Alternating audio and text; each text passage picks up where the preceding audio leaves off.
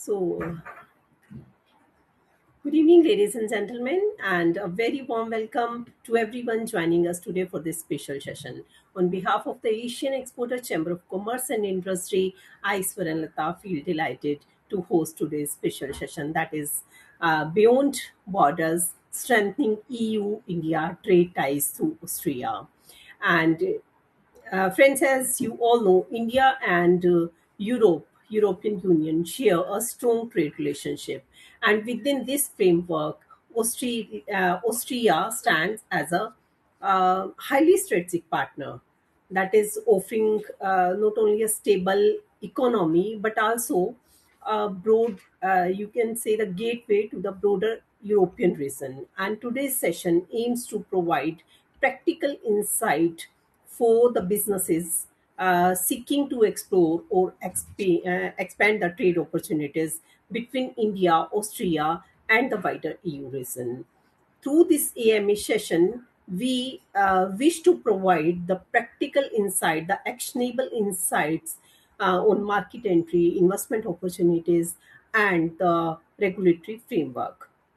And it is my pleasure to have with me today our expert collaborator from Austria. We have with us Mr. Lukas Makovsky, former CEO and presently serving as the CEO of EVL&T Group Austria. Mr. Lukas, who brings extensive experience in international trade, market development, and cross border business strategies. So, before we move ahead with the session and we get some insights from Mr. Lucas, let me briefly introduce you to the AECCI, the organization conducting this AMA session.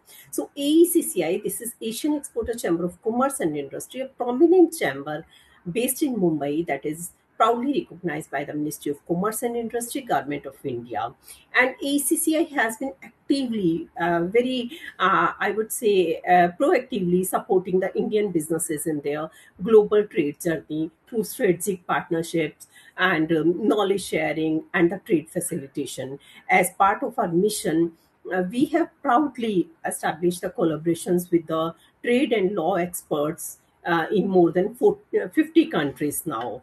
So, our idea is to just offer the on ground support and the market intelligence to all our members. And now, without taking much of our time, I would be proceeding with the session. Once again, I would like to welcome Mr. Lucas. Sir, good evening and a very warm welcome to you. Good evening, Mr. Director. Very happy that I can be today with you. Thank you, sir. So, let me begin with the broader picture. Let us begin with the broader picture itself. How do you assess the trade potential between India and Australia within the broader EU framework?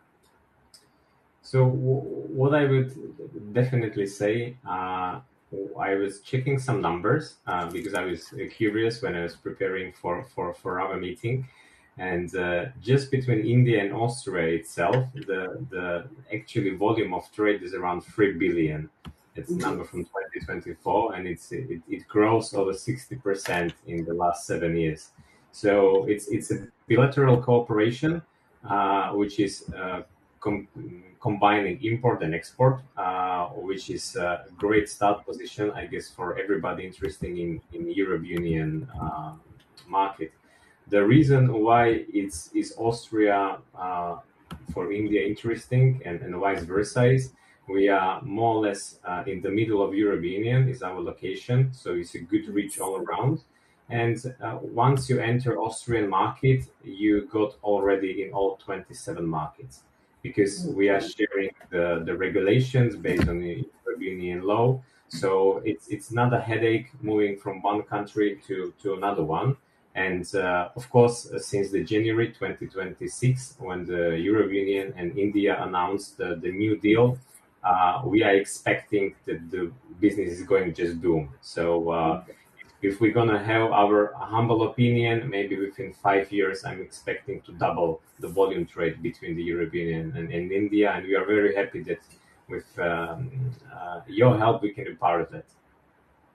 Great, sir. Even we are hoping for the same, and this is indeed very hopeful. Every Indian, I would say, the business member, they are very hopeful about this.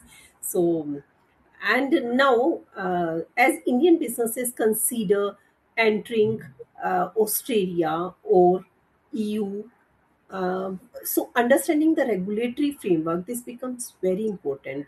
I would like to know about the key regulatory requirements Indian exporters must be aware of before entering Austria.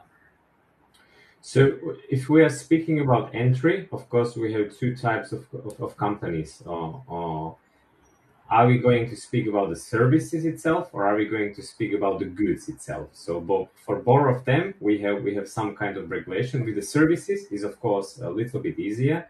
There are less regulations. If we are speaking about the goods, this is our expertise. Almost 70% of our customers and revenue is based on the goods. Okay. So of course, once you would like to access the European market, the number one is the CE market. This is something that is not negotiable. It doesn't matter if it's electronics, machinery, toys, it can be consumer goods, whatever. We have the basic CE marking for the safety, health, and Yes. environmental protection requirements. So this I would say is Yes. number one. Number two, I would expect that everybody must go with the compliance of the labeling. So Yes. Okay. we do not have strict rules what language must be or must not be involved. This is Okay. various per customer. So let's say there are many customers at the moment who are buying only with English labeling, which is for you very easy, or for most of your partners, I guess. And they are Yes. doing on spot their own extra labeling. Some of them expecting more languages. So this is variable. Uh, who is the final customers, the final market? Of course, if we are speaking about Austria specific, the German labeling is very much the reason why the customers are going to be interested. So I would definitely recommend it. If we are Okay. speaking maybe about the chemicals or some chemical containing products, this is important to mention the REACH compliance. So it's the shortcut of registration, evaluation, authorization, restrictions of chemicals. But the long story short, it's the basic chemical safety framework for Europe Union, which we have, of course, access to during the previous experience with the customers.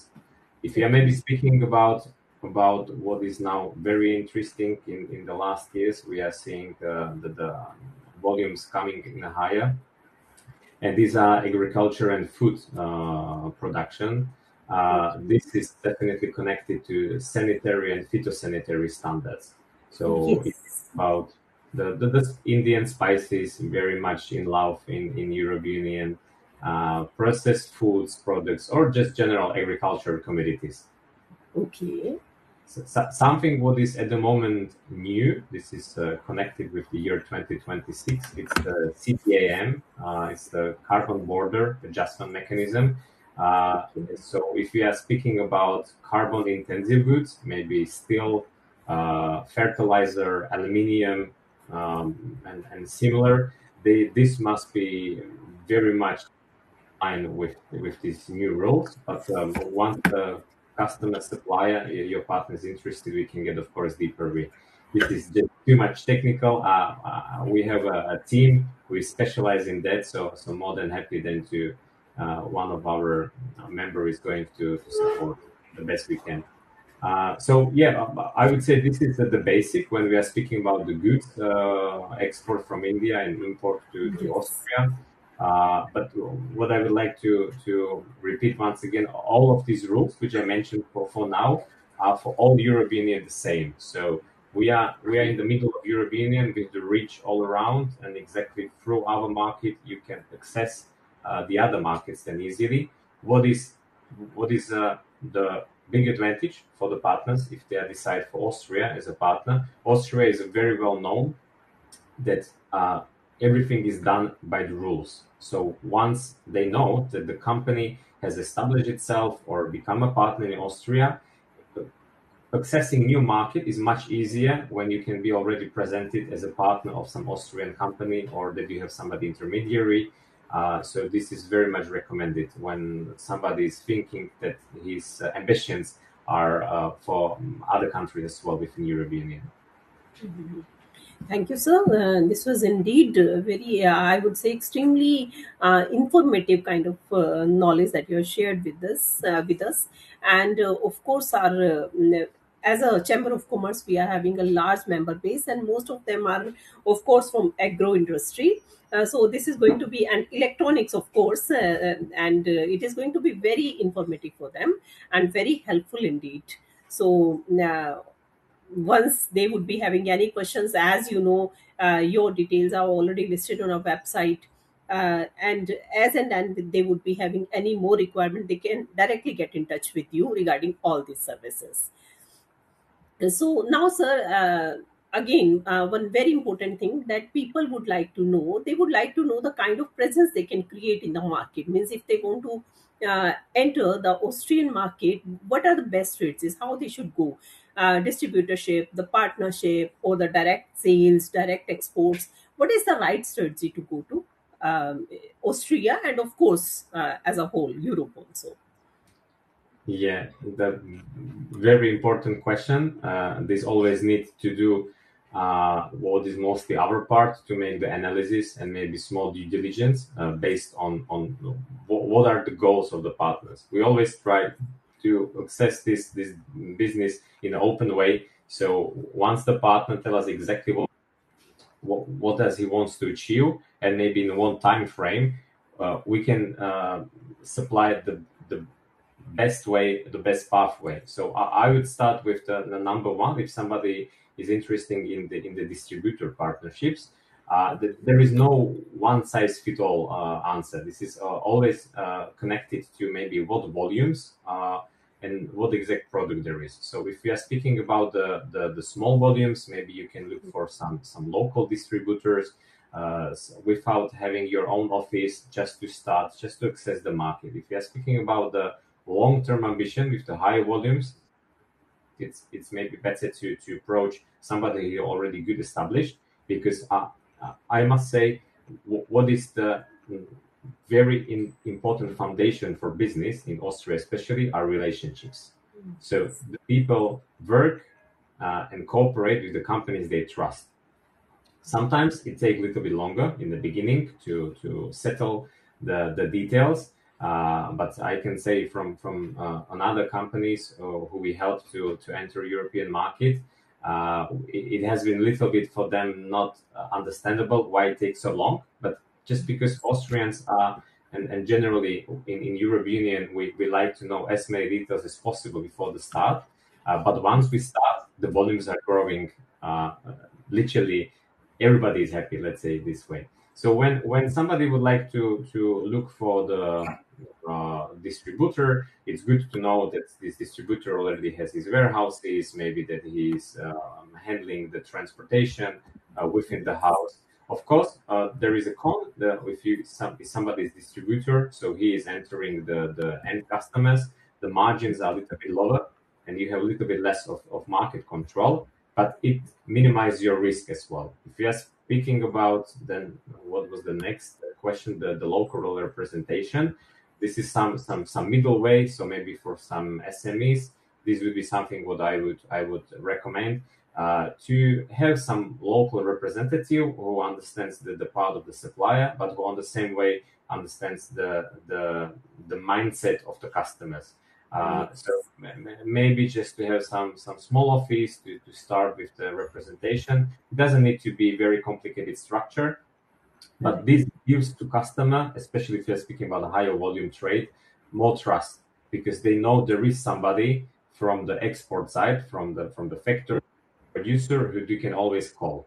Because this is important. What I must say, important thing when entering the market, the price is not always the most important part of the business. That there is a secondary and nonetheless important for the customers or for the partners, that on the other side, the people understand what they are selling. They can give them support. That through the cooperation, if this is the business, all the time something arises. There is always some issue, and that they are very happy if they know there is somebody, some person who can they always reach, and they can together find a solution. So this would be when we are speaking about the local representation. If we are speaking about the direct access to the market, of course, this brings the highest margins. This brings the best market control, but of course, it brings the highest volume of investment, because then, of course, we are more than happy to support the companies with this ambition, to help to settle down even the daughter company, to make the cooperation, or to make the direct access within their own structure. So this is, of course, again, depends what kind of the goods we are speaking about. But with this way, one is a local company, local representatives, the maybe even the warehouses, etc. This brings the biggest volume possibilities to access the market. So yeah, I will share in these three frames. Yeah. Thank you, sir. In short, we can say for the high volumes, they should go for the distributorship, and for the low volumes, they can start with the local representation, right? The representative must be, of course, aware about the culture, beliefs, and the consumer behavior also there. Exactly, So, exactly. yeah, thank you, sir, for this very informative part. And now, for the new entrants, especially the SMEs or the new exporters who are planning to enter Austria, for them, understanding the legal safeguard or the contracts, that is very important aspect. I would like to know what legal due diligence should Indian companies undertake before signing any contract, and what payment terms are typically standard in Austria. Okay, so I will start my answer with the contracts.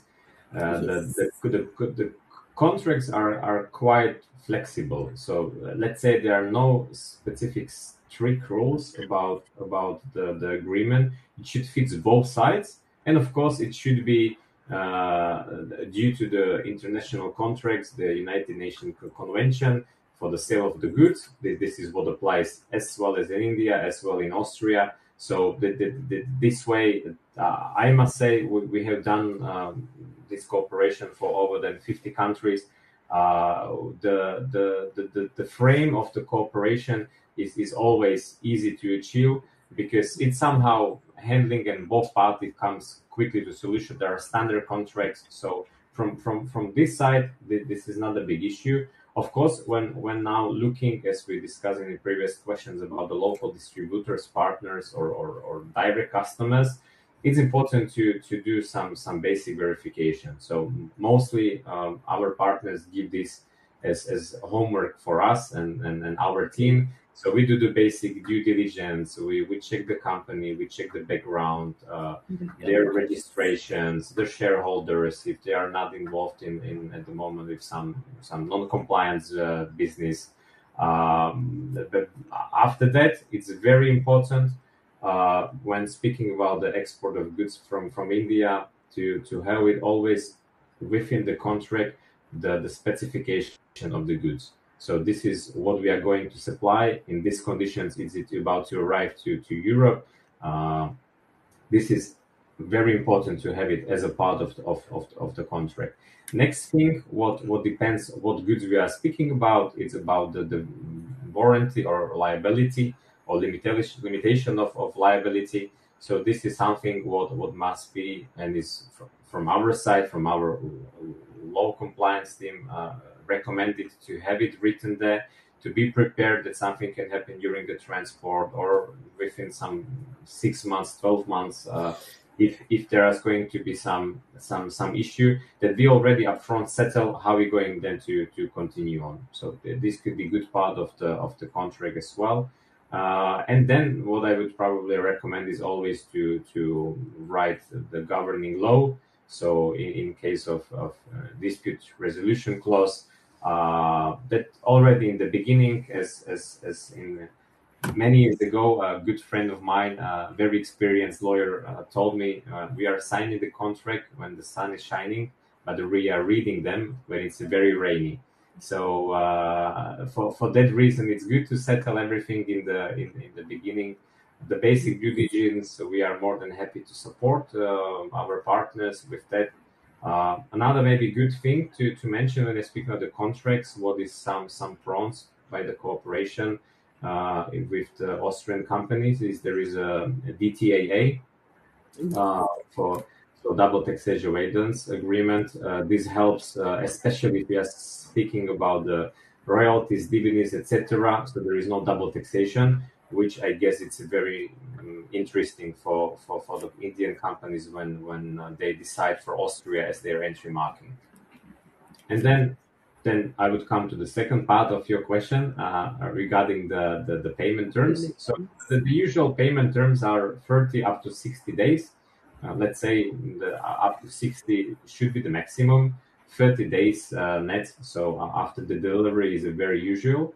I must say that the companies are big friends. It's something what is called sconto. So it means if they are maybe paying already after 2 weeks, they get some extra discount, 1 or 2%. This works very well in our area where you would like to get some bigger and good customers on the board. Of course, in the beginning of cooperation, it can be the LC, very typical. The Austrians are very well known for accepting LCs or the prepayment. It always depends on who is the customers and what exactly would like supplier to achieve. Right, right. Thank you so much, sir. And again, I would say this is very important point that you have covered regarding the trade contracts. In fact, AECCI is having its own international arbitration center. So we are having many national and international arbitrators associated with us.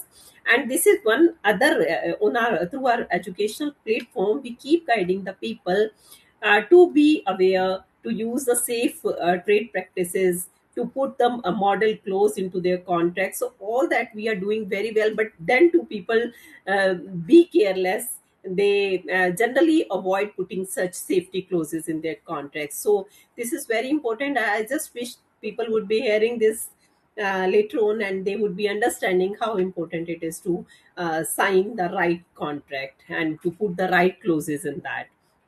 Regarding the payment term also, as you said, so letter of credit is always preferable. We keep guiding our people, and when once the trust is built up between two business partners, then of course they can go for a CAD and other things also. So thank you very much. And now, because in international trade we have already spoken to put the model clause and all, so these trade disputes are in my table, always in my table. And also, as I covered, that we already have our international arbitration center established. So what is the right mechanism, what is the common dispute resolution mechanism available in Austria, and which ones are preferable for cross border trade ties with India? I, I would just use a simple answer. International Arbitral Center is very well known, working with over 160 countries. Uh, they are in line with the Indian arbitral laws. So I would maybe directly use it in the contracts. The English is the accepted language, so this is very easy for both sides. I, I would say what is good thing about Austrian courts, or generally the law appliance in this way. It's called Handelsgericht, so we are speaking about the business courts. They are quite predictable and very efficient. It's a transparent, both counterparties, they know what to expect. So this gives to the suppliers one extra layer of trust when coming to maybe bigger volume, higher amount of money. But in the worst case, that the jurisdiction, how it's going to be treated, is neutral on the good basis, and it will not take years and years and years of unnecessary cost and energy from both sides. Right, right, right. So thank you very much. Indeed, I think your words will create more impact. People will understand how important it is to go for the right practices. And then, if they ever get stuck into any dispute, then taking the help of mediation, arbitration, that is very important. And Also, happily, I would like to share with you that our AECCI IAC is listed with ICC also. So, this is very good indeed. We are having a very expert and experienced panel of arbitrators associated with us. So, It's let us good to know. It's on the yes. both sides. Yes, I and now let us move to the next question. That is about the strategic and geographic advantage within Europe. Austria, yes, I'm talking about. So that strategic positioning, what makes Austria a strategic gateway to Central and Eastern Europe? Uh, Means what type of advantage the Indian trade community can take yeah, through Austria? choosing Austria, it means you are in the middle of everything. We are only uh, uh, 8 hours if I'm speaking about the Vienna by the transport from the port. We have the direct river access from the sea, and there are over 100 huge international companies which chosen specifically Vienna for the headquarters for the operation within Europe or Central CEE, so Central and Eastern Europe. The reason why it's probably if I'm gonna take a 6 hour drive, which is not that much by car, I can access 11 countries, which is almost already half of the European Union. But if I'm going to speak about the GDP or the volume of inhabitants, so within these 6 hours, I have approached to 300 million people. Okay. And if I combine the GDP of the countries I'm speaking about, it's almost 10 trillion. So if you would take this area as a solo economic, it would be one of the top in the world by the volume. So I guess this is very clearly answer if somebody is thinking Vienna or Austria, the excess of the market, the volume of market, and very important how healthy the market is, because as you know, the GDP we are speaking about Austria, Germany, Italy, Switzerland. This is everything on the brink of ours. So let's say the distance between Bangalore and Chennai. It's approximately this distance. So this is what everything is covered now here within the European Union. Great, sir. Great. So this is going to be very attractive. Going to Austria, right, for business purpose. Yeah, Great. and So maybe thank. another good thing, if I may just add, the Vienna specifically is very well known for multicultural living. Many times, the Vienna won as one of the most livable city in the world.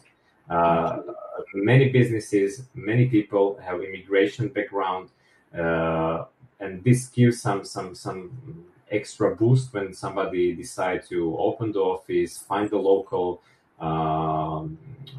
employees.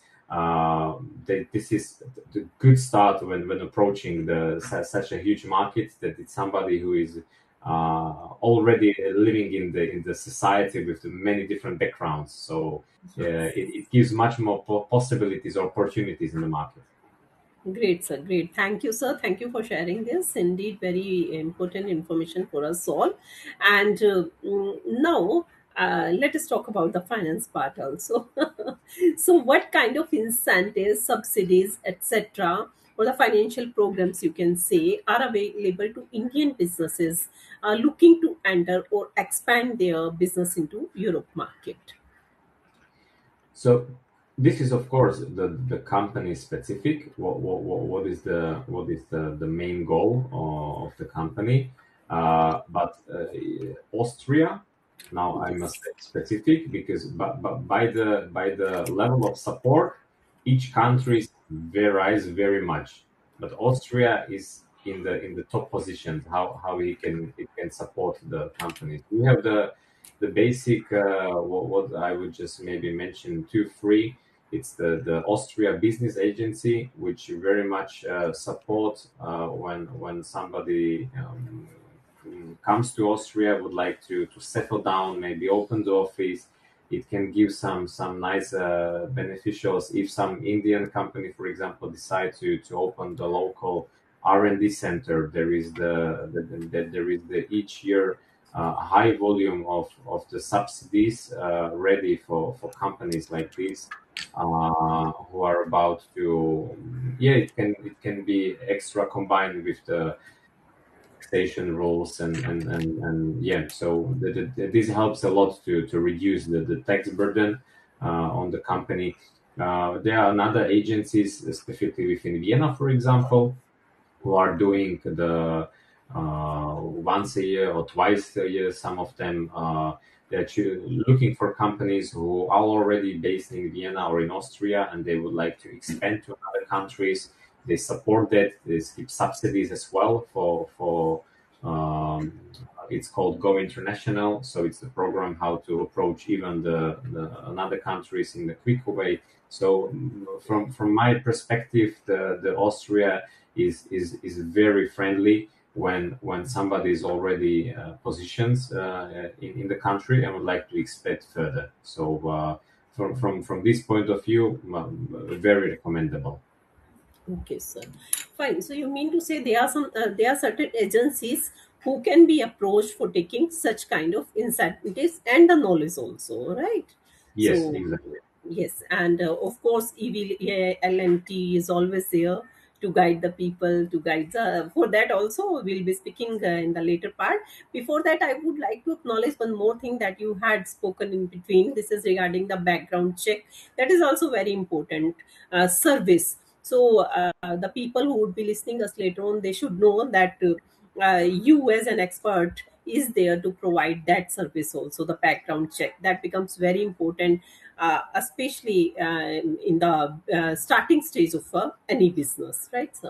So okay, and now because we are moving towards the end of this session, so it is very important to talk about the organization, which is there, means the CEO of EVL&T Group is there with us today. So I would like to know about the organization, the services that can be provided to the people, and of course, one thing I would like to make clear: these services would, of course, be payable later on whenever you want. After having an appointment, you can directly discuss with them. You can take their terms of services, their fees, and everything can be taken later on. But before that, I would like to know from Mr. Lucas regarding the organization and your services.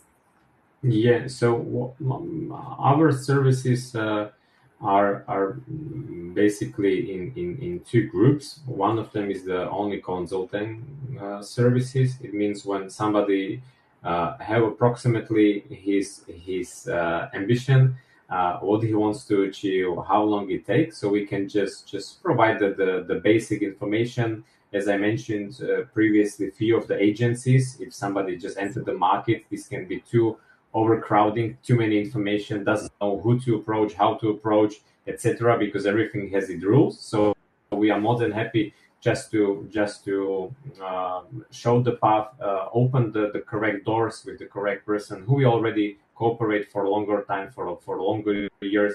So it saves a lot of energy and at the end of the day a lot of money as well. To know exactly I should be on Tuesday 10 a.m. with this person, so I don't need to look 1 month just to get an appointment, etc. So this is the one of the I would say not that when we are not involved that deep. The other one is when somebody would like to with us build some brands, settle down directly. It starts from the distribution, or as we said, the partnership up to their own entity. This is Yes. something when we are having two possibilities in some of the cooperation. We actively with our sales team can from first day support them, approaching the customers and helping to attach their products maybe to already to existing supply chains, etc.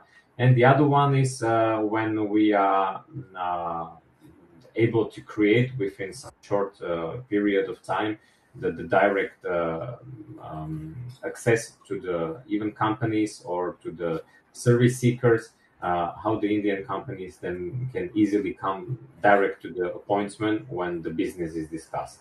So we are trying always to support and do our best. we do not charge the basic the discussion when the companies just share with us what they want. We are more than happy to hear, because maybe some of the issues we cannot solve. Maybe something is beyond what we are doing. We have team of 12 professionals doing it for many years. The most experienced person is doing this for the last 45 years. So the knowledge is enormous. But what we are trying always to do, to be very transparent. So there is always the free session at the beginning. We discuss, the company tell us what are the goals, what they are looking for, and then we can together decide if we are going to go with the consulting cooperation, or we are going to be directly involved in their business. Because it has happens in the past. Somebody approached us just because he wanted to have the basic due diligence of the customers, but we found the product, it was so interesting even for our portfolio, that we helped to very quickly bring it to their own brand, and they already supply in some known grocery chain. So yes, I would say we are open, we are more than happy. We had already some experience with the companies from India, and it would be great to extend now the cooperation, especially all the maybe issues we had till the December 2025. Since January 2026 did not that very much, because the cost I think 96% of the goods between the countries is now coming to the free deal. So yeah, this is amazing boost from both countries. Thank you very much, sir, and thank you. I'm really happy to know about the services. This is the kind of services we generally prefer to look for our members. For the new ones, doing the market research and the things that they cannot do while sitting here in this country.